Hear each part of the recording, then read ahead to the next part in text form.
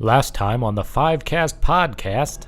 Hey, is that the Stargate Ferrari? Hell yeah, this thing is back in business. That sounds good to me, man. Let's do it. Let's kick this thing up to 69 miles an hour. We're gonna see some serious shit. This was before Godspeed was well hated by the public. A little piece of Ferris Bueller's trivia. Let's do it. Chez Kui is I don't know, that's the name of the French restaurant, the expensive restaurant that they're at. It's also supposed to be a pun on shakies, and then there's like prostitutes involved. Like it's this whole dark underworld of Chicago that he's running through. At one point he gets a call and somebody's like, "Sir, are you going to be able to make your reservations?" And he just hangs up, and you don't know what his name is until the last line of the movie when somebody asks him what his name is, and he looks directly into the camera and just says Abe Froman. All right, rev it up. Yeah, let's do it. Okay, let me try to turn that engine one more time, buddy. No, don't tell me. F means finally gone, right? And E means energized. That is not how the Stargate Ferrari works. So what does that mean? That means that we're out of stardust, and I think this whole thing is starting to feel really familiar to me, Tyler. I feel like we're going to be stranded here. Is that what you're telling me?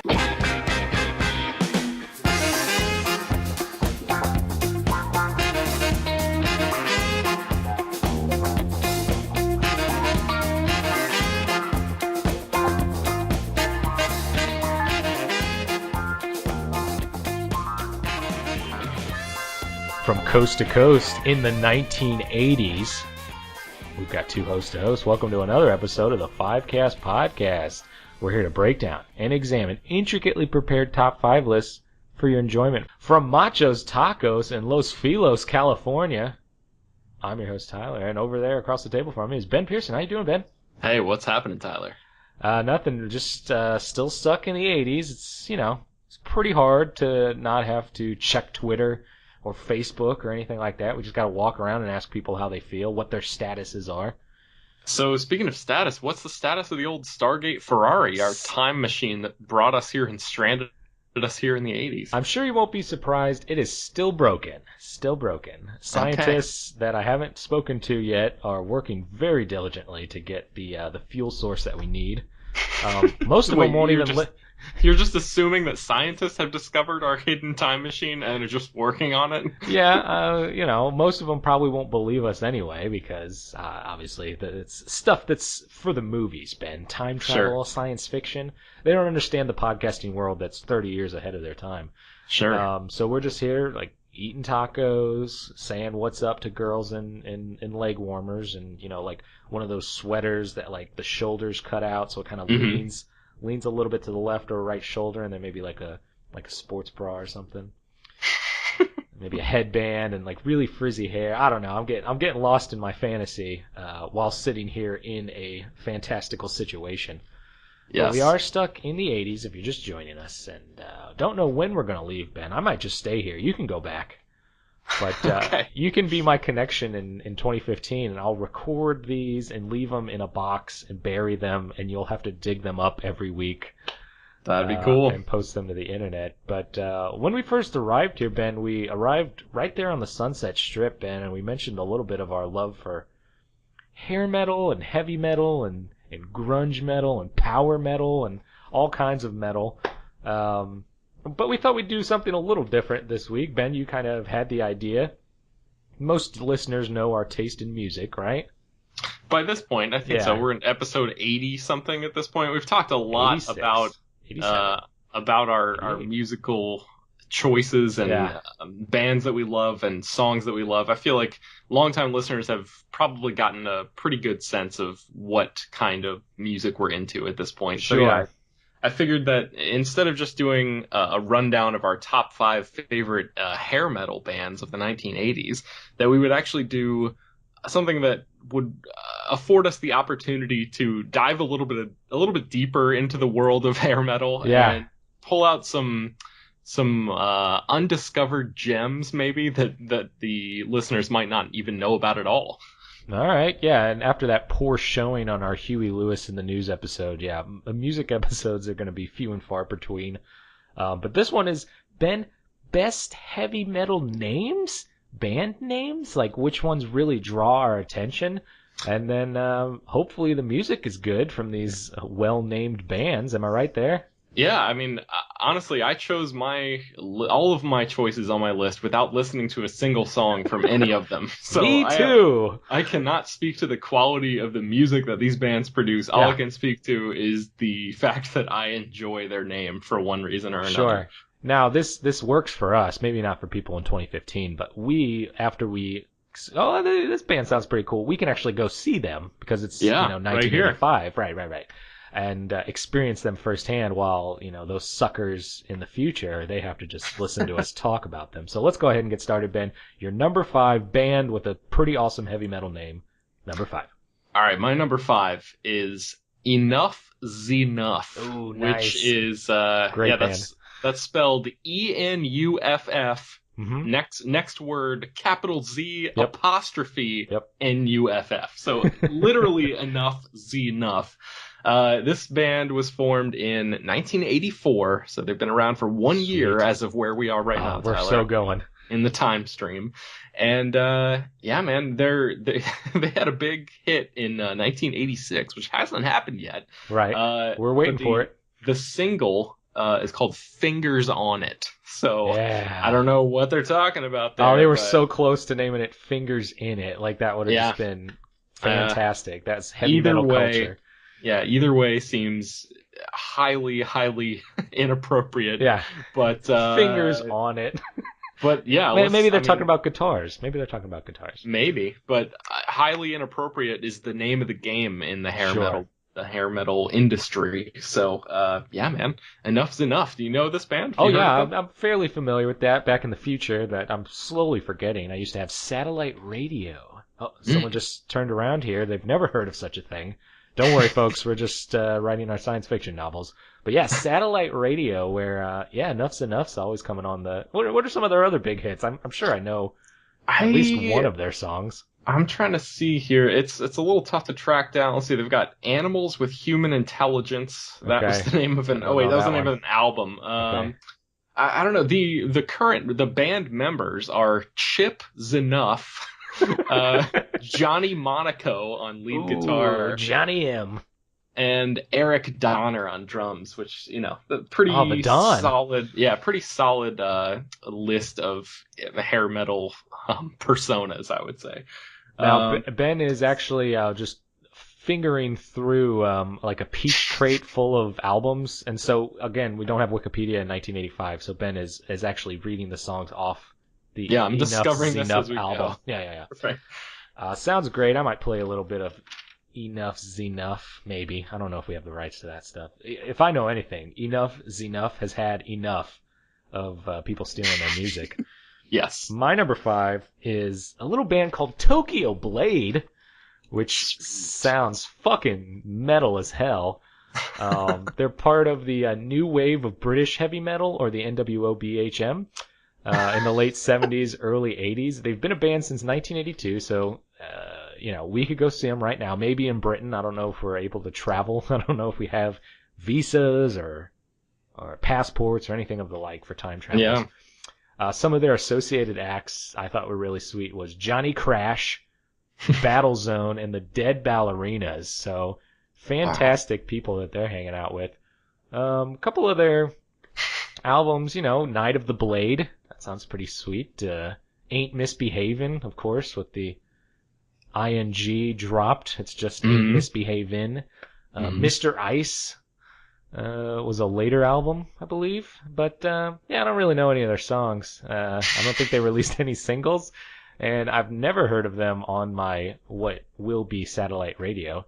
Yeah. And, just some of the current members. Nikolaj Runau, Andy Bolton, and Steve Price. Not as great a names as Mr. Zenuff, but right.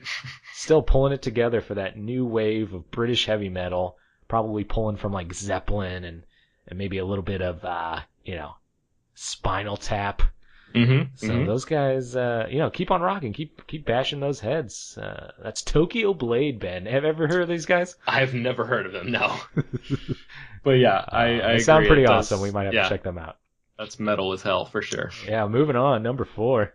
All right, my next choice does not have an immediately metal sound, but if you look at the spelling, that's something that is very, very in line with the trends of heavy metal names and things of that sort. So the band's name is Kick Tracy, not Dick Tracy, mind you, Kick Tracy, and it's Kiktracee. So it's very. That's pretty. I don't know. That's pretty metal. There's that weird thing, and I can't think of any examples off the top of my head, but I'm sure you know what I'm talking about, Tyler, where guys would take on stage names that have, like multiple E's in them and just sort of like weird feminine spellings. I think it's sort of something about the combination of hairspray and putting on makeup when you perform and all that stuff. There was something about, and I think the Chappelle Show lampooned this pretty well during that famous skit about Prince and one of the like Charlie Murphy thinking that one of the band members was a woman, but it actually was a dude. But yeah, there's something about that sort of like androgynous culture that was attached to the glam element of the glam rock hair metal glam rock era. So yeah, man, Kick Tracy. The names are not even really worth mentioning. There's not a guy named Kick on there? I don't think really dropped the ball on that. Yeah. And then they've got some associated acts, but they're not nearly as cool as the ones you just mentioned. Yeah. The associated acts are Deep Audio, Nectar, Superfine, and Flip.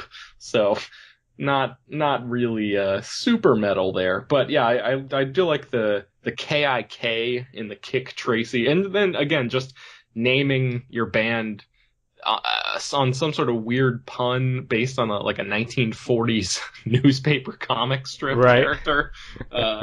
Not exactly super metal, but pretty weird, and I'm into it. So nice. It's my number 4. Awesome. I should also mention their one song that I looked up is called Rattlesnake Eyes, and in parentheses, Strawberry Jam, which those two things make.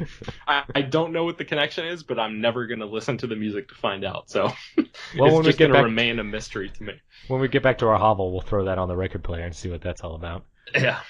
My number 4, the Tigers of Pantang. The Tigers of Pantang, a really sweet name. Tigers, of course, spelled with a Y, Tygers, almost like my name, Tyler. Tylers of Pantang is going to be my heavy metal band, I guess.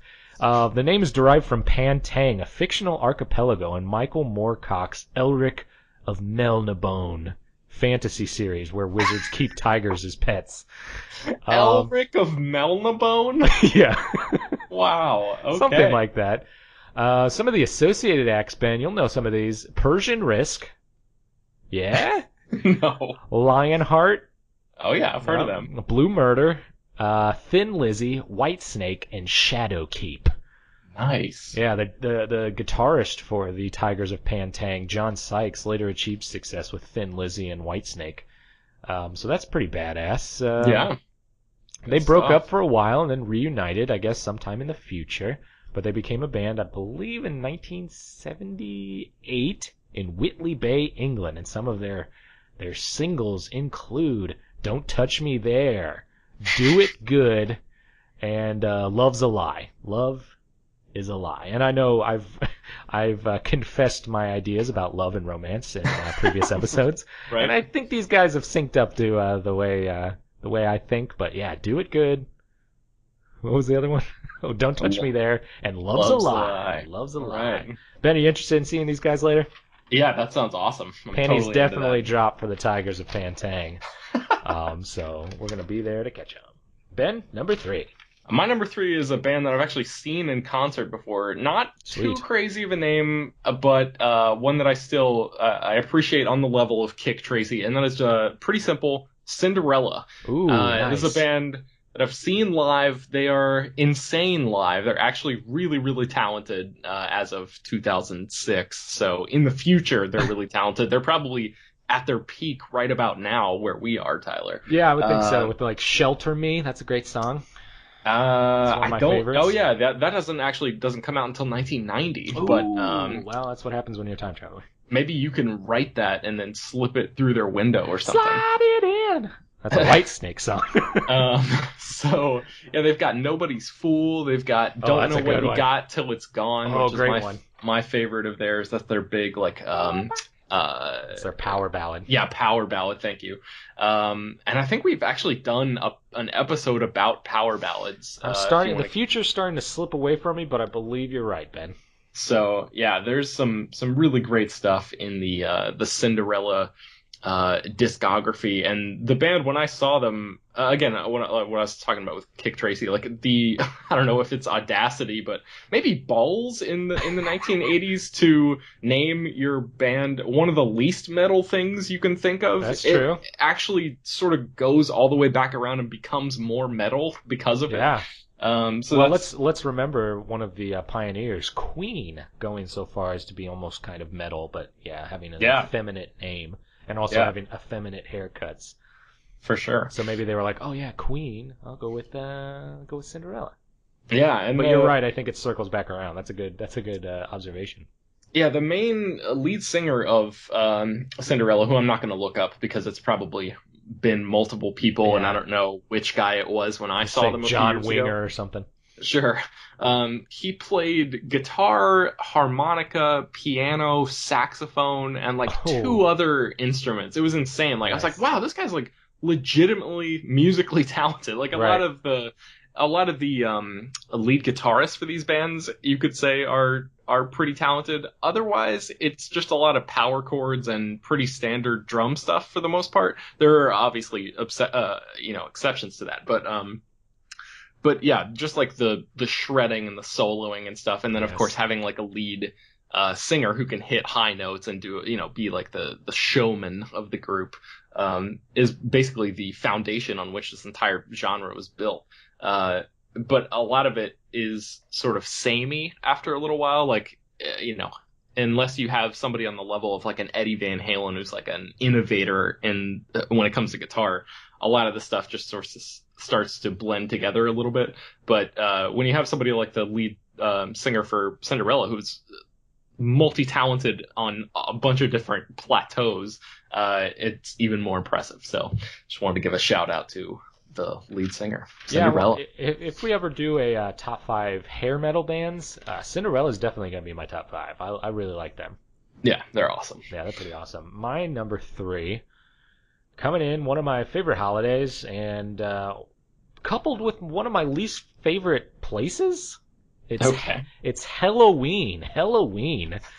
Instead of Halloween, it's Halloween. One of the pioneering forces in the power metal genre, with two of their albums, Keeper of the Seven Keys Part 1 and Part 2, considered masterpieces of the power metal genre. Wow. That sounds pretty fucking metal. They were formed in 1984 by members of the bands Iron Fist, Gentry, and Powerful. I kind of want to go into some of their other albums. Pink Bubbles Go Ape. That's a great name. Master of the Rings, The Time of the Oath, The Dark Ride, and Better Than Raw. So these guys sound fucking excellent. I might have to go and get Keeper of the Keys Part 1 and Part 2 when they come out. Some of those associated acts, Ben, this is one of my new favorite things. Yep. We got Gamma Ray, Iron Savior, Master Plan, The Blind Guardian, Freedom Call, Bass Invaders, Pink Cream 69, Unisonic, and Hammerfall. So you made some of those up. No, I did not. Those are all freaking legitimate. So the Halloween is a tough act to follow, pun intended. Yes. Because not only do they have some great friends in the business, they got some great album names, and according to this newspaper that I'm reading, Keeper of the Seven Keys Part 1 and 2, masterpieces of the genre, Ben. Man, does that make you at all interested in checking these guys out? Halloween. Yeah, for sure. I think so. I'm wondering if, and again, Ben, it's very hazy, the future, but there's a really epic band, I think, yet to form called Dragon Force. Oh, yes. And I want to say that they're in the power metal genre, so it'll be interesting to see where this genre was born. It sounds like it was the 80s, but it might actually start with this band, so we'll have to see. Okay. That's my number 3, Ben. Any thoughts so far? If you're just joining us, of course, we're stuck in the 80s. We're talking hair and heavy metal. Names, just band names. Not a lot of knowledge on the actual music, per se, but we enjoy chit-chatting here at Macho's Tacos. Ben, number 2? You got a number 2 there? My number 2 is Bang Tango. Ooh, Bang Tango. I like those guys. Yes, I've never heard of them before, and they're members, Tyler, if you're ready for this. So you've got the less impressive names of Joe Lesty and Kyle Stevens, whatever, Mm-hmm. you'll give them that. Right. Then you got Mark Knight on guitar, let's see, Tig Kettler on the drums, and my favorite, Kyle on the bass.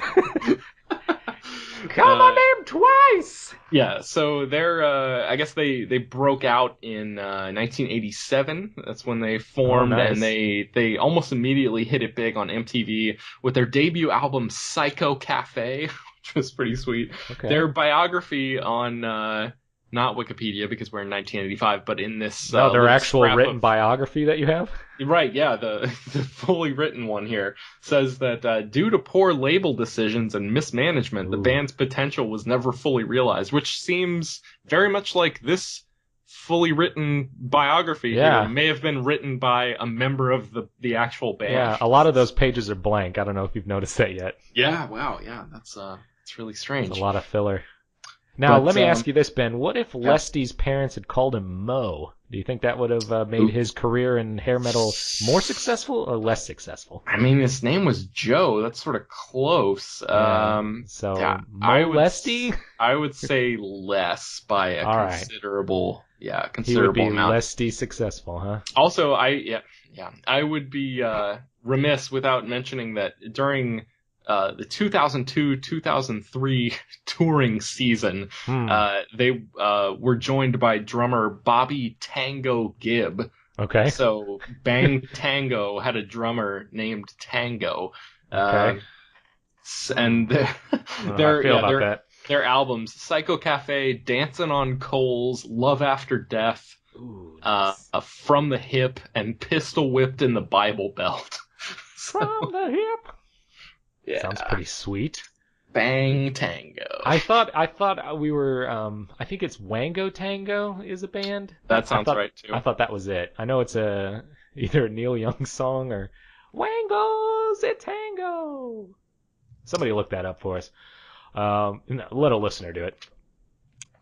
My number 2 springs to mind. Vomit and nausea and things that I did when I drank a malt liquor of the same name. This band is called King Cobra, Ben. King Cobra. Oh, jeez. King Cobra's Revenge hit me hard that one day, and let me just give a shout out to people of drinking age listening to this podcast. Don't ever buy your alcohol at a gas station. Just poor decision making all around. But King Cobra, number 2 on the hair metal band names list, so check them out. Just don't. Did that actually have bits of real cobra in it? I think, from this band.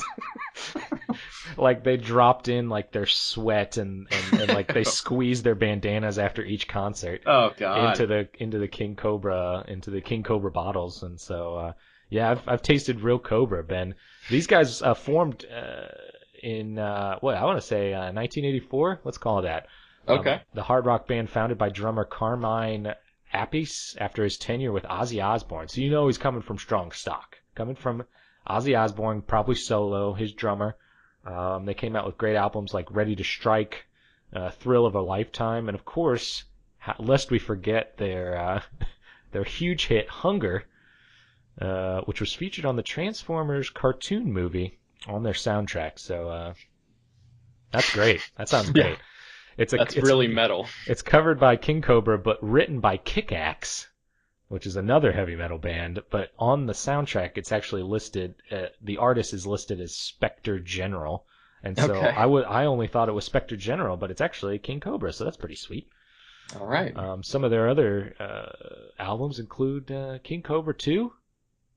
King Cobra 3, which came out in 1988. King Cobra 2 did not come out until 2013. I'm just going off memory here. Okay. And then, of course, 2001's Hollywood Trash. So Wait, so they put out number 3 before number 2? correct. That's pretty metal. That sounds like Chicken Foot. Didn't Chicken Foot do that? Oh man, I listened to like the first 2 songs of Chicken Foot and decided it sucked. So I remember you, pumping your loins for that band to release an album. I think I was there when you bought it, and we were kind of impressed with like the Heat activated album. Yeah. And then I never heard of them until Chicken Foot 3. So they either made a joke or I completely overlooked Chicken Foot 2. Yeah. Which, by the way, Ben, if you're ready for a rant, what's the deal with albums being numbered? How do you feel about that? Yeah, I feel like you should come up with a different name. Yeah, there are like I want to say infinite choices at this point. New words are being invented all the time. Yeah. So yeah, literally infinite number of choices and combinations to choose from of words. I mean, even if you just name it 2 nonsensical words back to back, that's better than just the same thing you've already done with a number after it, I would say. Yeah, considering, let's say, Chicken Foot, you're a super group, like you have all this talent, or, presumably some talent. I'm looking at you, Red Rocker. Even though in our Van Halen episode you preferred Sammy Hagar's the future is getting very hazy, Ben. I don't quite remember a lot. But throw a couple of words together. Have the guys throw some darts at the wall. But come on. Chicago 26. Let's name these things. Yeah. So that's my number 2, Ben. King Cobra. I check them out. Man. Check them out this week here in the Sunset Strip. And avoid the drink at all costs. Avoid the drink, yes, please. Ben, we've made it. We've rocked to number 1. All right. Okay, so Ben's still pumping his loins for Chicken Foot. Oh, they are taking his time. Pumped incredibly. No, okay, I'm trying to figure out how to pronounce this correctly. So the band's name is Jag Panzer. That's my number 1. Yeah. And the word I was actually trying to pronounce is the name for a German World War II tank. And I believe the German, I don't speak German, but I want to say it's something like Jagd der Panzer or something like that. And that basically, it's the, Looks like Germany's declared war on the Jones Boys. Right. Hasn't happened yet in our timeline. Oh, that's right. Third movie. Jag Panzer is actually a band based in Colorado Springs, Colorado. They formed in 1981, but they were inspired by that the NWO BHM that you mentioned before, the new wave of British heavy metal, and then they became a member of that genre. Yeah.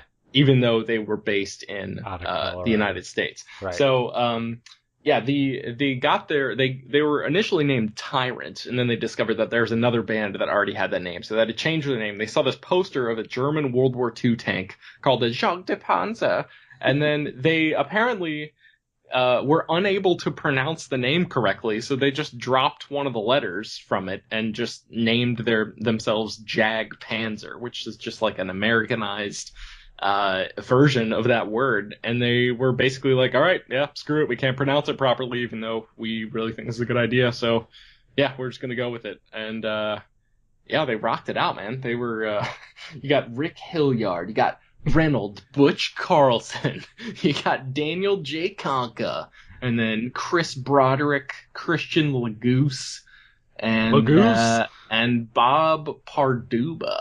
Short for The Goose. Along with Harry the Tyrant Conklin. So these guys sound awesome. I hope they gave themselves their own nicknames. They also had The Goose. So their most famous song or the one that I found of theirs that I liked the name of, is Power Surge, which is pretty sweet. And then they actually did a concept album in the late 90s called the Thane to the Throne, which is a concept album about Shakespeare's Macbeth. Ooh, nice. So they've got a little bit of I would want to say a literary history or a literary streak running through, along with the new wave of British heavy metal influences. So that sounds awesome. I might have to pick that up. One of their albums is called Dissident Alliance, which is pretty cool, I think. Sounds like a great spaceship name. Ample Destruction, The Age of Mastery, Mechanized Warfare, Casting the Scones. Casting the Scones! Oh, I'm sorry, Wait, the Stones? Stones or scones? Oh, I thought these guys loved a little bit of pastry. Oh, wow, no, that is a Freudian slip. I think I'm hungry. But I like these guys sitting in a coffee shop in their heavy metal gear, like, cast me that scone! That is amazing. Yeah, they glam up to go order breakfast. And then their last album, put out in 2011, called The Scourge of the Light. So, pretty cool. See, that's what I'm talking about, Ben. That's the kind of creative album naming that we need to get out to the masses. Yeah, and even those are all their studio albums. They even put out a best of compilation album in 2003 that had a different name than all of those, and this name is pretty awesome too, and it's called Decade of the Nail-Spiked Bat. Wow! I mean, yeah. That's get Jag Panzer on the phone. I want podcast names and like episode titles now. We're just gonna do like top 5 Smurfs episode. It's gonna be like the nail-biting staff or whatever. All right, Ben, coming in at my number 1, we're looking at a band that has 2 umlauted letters in their name. I believe the umlaut is the 2 dots, right? Am I right there? I think so. Let's just say I'm right. We're talking about Laz Rocket. Laz Rocket. And Laz is spelled L-A umlaut, A umlaut, Z. And then Rocket is, of course, not spelled like an actual rocket. It's spelled like R-O-C-K-I-T, like a rock-it. I gotcha. 2 words, Laz Rockets. They sound really cool. I love this name. They started in San Francisco, California. Their name actually derives from, at the end of the 1976 Eastwood movie, The Enforcer, they use an M72 law rocket. And so the bassist came up with the name, and the manager altered the spelling, presumably to make it more metal. So obviously you add some umlauts and some extra letters and stuff like that. I think the thing they're talking about, if I remember right, at the end of The Enforcer, Clint Eastwood just blows a guy up with a rocket launcher. Yeah, I believe so. Yep, that's it. Top 5 Dirty Harry movies coming soon. That's pretty freaking metal. Yeah, some of their discography, some of their albums that may or may not have come out yet. We got No Stranger to Danger. We got The Annihilation Principle. And, of course, Nothing Sacred, with the S's being dollar signs. Of course. Some current and former members have played in bands called Heathen, Angel Witch, Vicious Rumors, Slough-Feg, Propane, Skin Lab, Soulfly, Il Nino, and M.O.D. Wow, Skin Lab? I wonder what M.O.D. stands for. Method of Destruction? Oh, that might be it. 8 studio albums for M.O.D. It is Method of Destruction. I think you're right. Wow. Nice. You want to know the... All right, never mind. Now we're on M.O.D. But back to Laz Rockets, man. These guys sound pretty cool. They reunited for a 2008 album, and again, this is me just kind of remembering off the top of my head. We have no like physical evidence of this. Right. But Left 4 Dead 2008. I love a lot of these heavy metal bands getting back together and like. Like, oh, you thought we were gone? Here's some new music, and people are like, oh, okay. But I think it's like the metal community that's really asking for it, because I know for damn sure that Laz Rocket has never popped up on my radio. Yeah. Ben, any interest in seeing these guys maybe later on the strip? Yeah, 100%. I'm just discovered a piece of paper that a hardcore fan of Laz Rocket wrote and stuffed in this peach box you mentioned. And they slid it in? Slide it in! And it says that one of the band's signature elements is Ibanez guitars adorned with elaborate airbrushed scenes of warfare. Yes. Which is pretty cool. It makes me think of the Vans that have been airbrushed and just seeing that transcend onto a guitar. So that's pretty remarkable. Yeah, and they're not too far from us, Tyler, here in Los Feliz, California. They're in San Francisco, and where that thrash metal scene in the Bay Area is thriving right now. When the lights go down. That's about the Bay, isn't it? That's about the Bay. Yeah, originally City it was by the actually Bay. supposed to be about Los Angeles, and then I believe Steve Perry changed that song. Changed the lyrics. So man, if Steve Perry at any point joins a heavy metal band, that is going to be like, you might as well just call it the end of days. Like, life is not going to get any better than that. Yep, that's true. Even though life's pretty good with the Steve Perry we have laid down as part of Journey. Yep.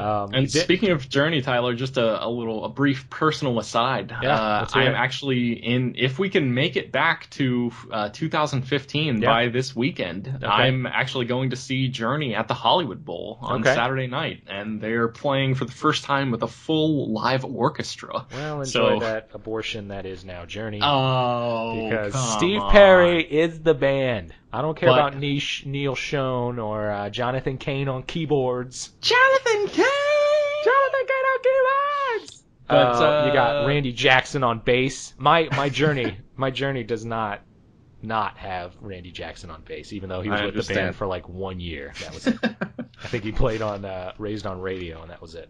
I think you're right. Yeah, he made it into the Be Good to Yourself video. That's all I know. Such a great song. The album, the Raised on Radio album that I have, not only has the Be Good to Yourself studio, it's also got the Be Good to Yourself live version. It's awesome. It's fantastic. Ben, I have a couple honorable mentions. Do it. You got Killer Dwarves. Yep. You got Bang Tango. I included those on the honorable mention. Kick Axe, as we already mentioned. Jag Panzer, also on my honorable mention. Great job. Leather Wolf. Sounds nice. Sweet. Virgin Steel. Also a great name. And Wrathchild. Okay. Fantastic name for any heavy metal band. Current or future heavy metal band. Maybe I'll bring those names back. Maybe we'll call it like a Virgin Wrathchild. And we'll just merge those names together and become a whole new band. I've got some Crumbsucker, Flotsam and Jetsam. Okay. Hellhammer. Ooh, that's a good one. You've got Living Sacrifice, Necro Death. Ooh, so metal. Skeleton Witch. Yep. And that meets the standard. And Warbringer. So, those are the ones. So nice. I wish we could pack them into an entire show, but we've crunched the metal, and that's the end. Ben, we're still stuck here in the 80s. I hope listeners are enjoying our post facto episodes. If they're interested in even more 5Cast discussion, you can connect with us in the future at some point on Twitter. And you can find me on Twitter, twitter.com/BenPairs. Now, will you be reviewing movies that appeared at the LA Film Festival in 1985?